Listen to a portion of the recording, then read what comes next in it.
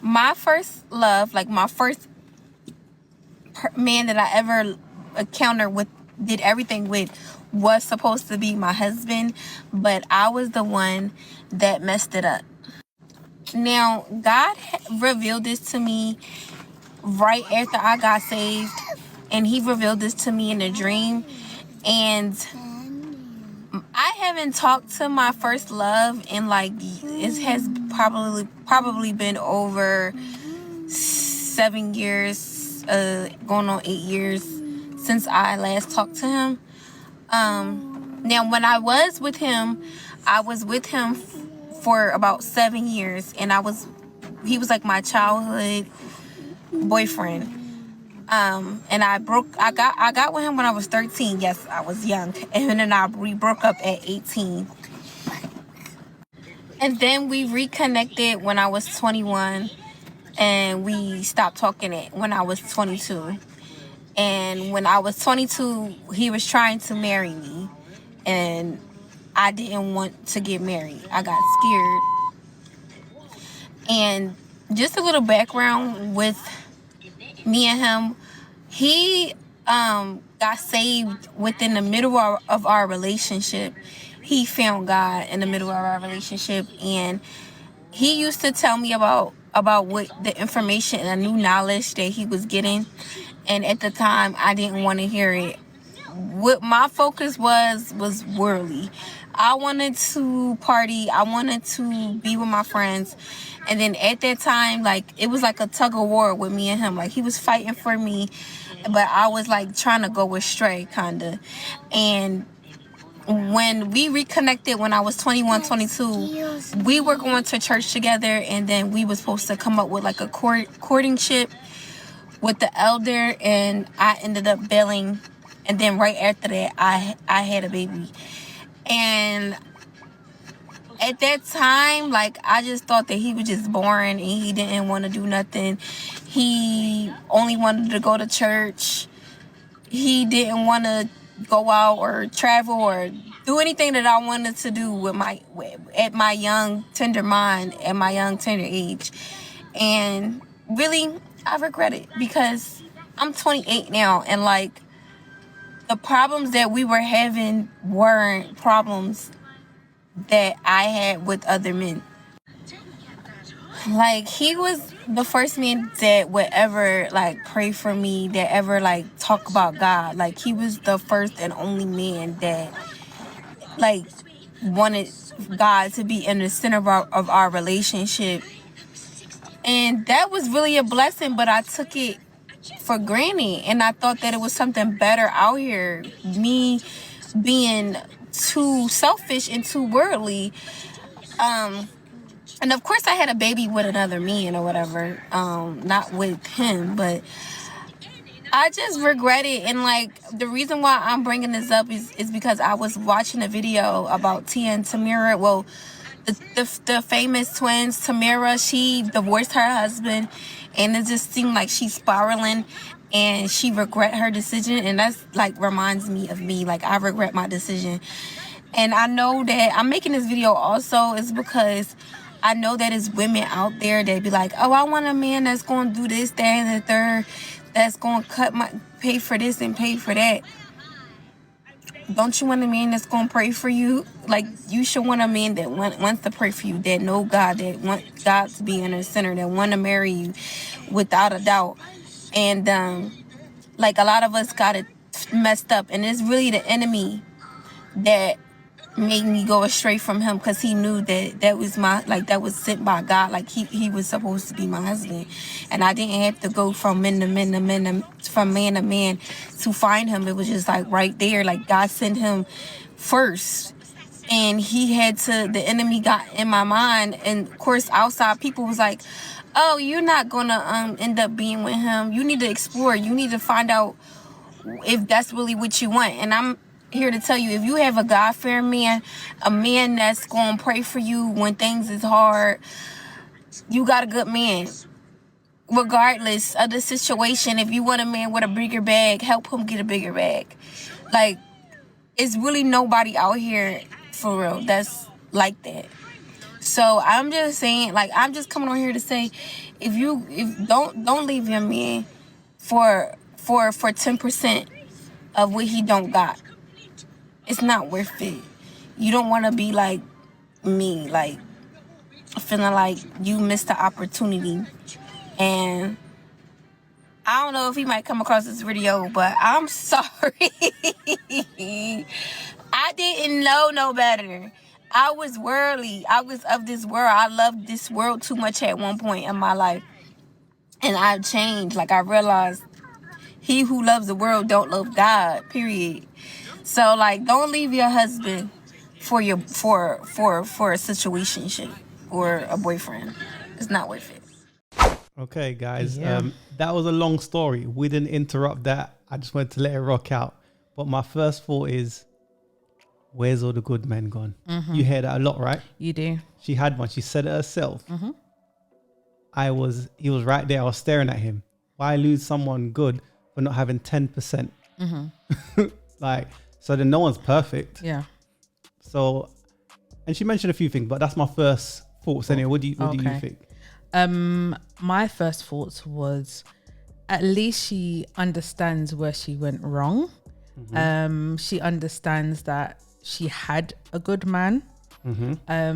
She understands that she was too worldly, like she said, and she missed up on an opportunity. It's called FOMO, fear of missing out. Yeah, so she lost out on an opportunity of having a good man who wanted to marry her. And okay, if you think about it nowadays, there's not a lot of men that is willing to even get married nowadays because the dating pool's so terrible. Yeah, they're like, no, I ain't doing that. So for him to say, I want to marry you, a lot of women are not going to hear that question. Where have you heard the saying, I've graduated from marriage? Oh, we know who we've heard that from. So she's highlighting Tia. Yeah.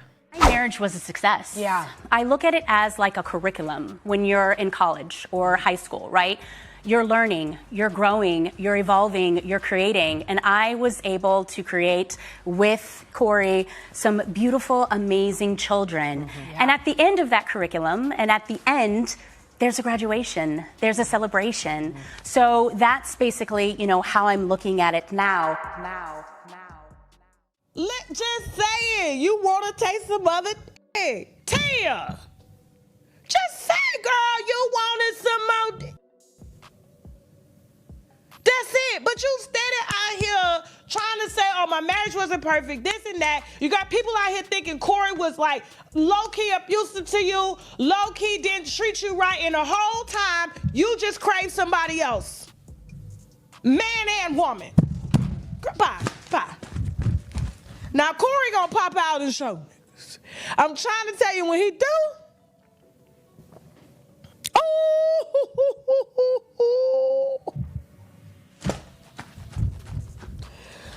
oh Lord Jesus, this is interesting. I can't believe you left a marriage to go to see what's outside. And I'll never forget when she got outside, right? She was like, it's very hard out here. Yeah, no shit, Sherlock. I'm saying that, I was that person. So Tia believes that now that, I don't know, she's one of the women that I'm about me, and now she's graduated from marriage. I didn't know that you could graduate from a marriage. Nor did I. And now this, for me, for a lot of women, this is the case study of where the grass isn't always greener. Yeah. And you're seeing, obviously, for example, Tia, Corey's moved on, doing his thing, and she's saying, damn, like, I'm not in a good space. I'm lonely. You see what I realized with this girl as well. She said she met him when she was young. Yeah. Those are the best times. So Tia also the same thing. I don't know the exact age she was when she met Corey, but she was in her teens. She said she was what, 23 or something? I think from high school. She knew him from when they were young. I think they were high school loves. She said he broke her virginity at 21, something like that. Yeah. But so I think there was high school sweethearts, and that's where you meet them. You meet your husband around those times, isn't it? So what about women thinking the grass is greener? Yeah. And then they realize the harsh reality that's not the case. And then it's another failed talking stage. Yeah. Next talking stage I have with a dude, I'm not finna be asking what's his favorite color and what kind of food does he like. And I don't want to know nothing about that. I want that first, middle, and last name. I want that birthday. I want the month, the day, and the year. I want all his aliases. I want all of the phone numbers he's ever had. I want to know where you were born and raised. Okay, I want to know your zip code. I want to know everything, because I'ma just go ahead and get to the nitty gritty, put that information into public data check, and run a background report. Because I need to know now. I'm not waiting a month, 6 months. No. What I want to know, I'm going to find out now. So no, I don't want to know what you do on the weekends. I want to know if I'm talking to somebody who has a long and lengthy criminal history. I want to know if you're hiding a wife and kids. That's what I want to know. Sometimes the ones that they had so many failed talking stages, they sometimes believe that they call the shots, not understanding where they're at in the sexual market in dating. Yeah. And you find that a lot. And it's like, I think if you don't hear, you're going to feel. That's true. Because sometimes where's all the good men? He's right there. But when you're said and done and it's all over, you want to go for the bad boys. You go for the bad boys first. And then, okay, cool. Then when I'm all rinsed out, I'm washed out. Oh, now I want someone decent. Come on. Well, she did do that, because now she has a baby for someone else, and I'm just gonna take a shot in the dark and say she is not with him. So. Anyways, yeah, okay. Let's as we said, this is a case study. Let's move along. We were together for 15 years. We were married for 7. It was a beautiful thing, and we still had, like, you know, the normal ups and downs. But I will say, we didn't have a relationship where we argued all the time. Yeah. We didn't have a relationship where we were dealing with infidelity or stuff like that, you know, during those times. We didn't have that type of relationship. So, because we were friends first. Yeah. You know, so it was always like, that's my homie. It was just something in me as a woman. I cannot explain it, to where it was like I was battling myself. You feel like I'm trying to do the right thing, but it's something that's pulling me away from doing this. But why would it pull me away from my husband? I'm battling in the midst of that with religion, like what the people telling me at church and what I'm getting spiritual advice from. And then I'm battling with it with myself. Like, why am I feeling this way? I'm talking about I'm going to therapy for myself to figure out why am I feeling this way towards my husband. And the way I was feeling, it wasn't like I felt resentment towards him. It was almost like I was withholding a piece of me that I couldn't give him. I'm sitting on the couch and we had a small issue, and that small issue was back that pattern. Now, mind you, we done went to therapy for this. We done had talks for this. I done talked to you. What did you get from this after I said? To make sure you understand, because I love to communicate. And I'm sitting on the couch, y'all, and I kid you not, God told me, that is not your husband. Did you hear what she just said? She said God told her. Which God do they pray to? Yeah. More like the devil told you. Yeah. Because it didn't make no sense. It doesn't. Because she said there's no infidelity. He's good to her. Everything. She didn't actually mention anything that he did wrong. He treated her right. And yet he got punished for it. Yeah. And you have to, you see, I'm not going to bring religion into this. I'm not going to speak on it too deeply. We ain't trying to get cancelled around here. But she mentioned getting advice from peers in her church, for example, right? Yeah.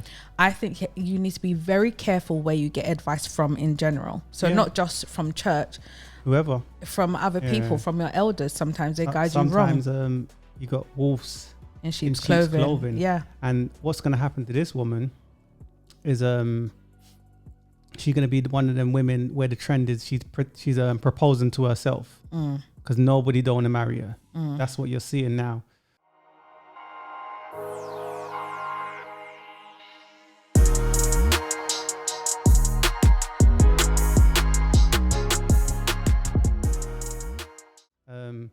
But it is what it is, man. Anything more to add? Just be careful who you listen to. Okay, guys, if you like this style of video, it's called the case study. Let us know. Definitely subscribe. Hit that like button. It helps us to get an algorithm and shows the engagement. But in that being said, see you in the next one.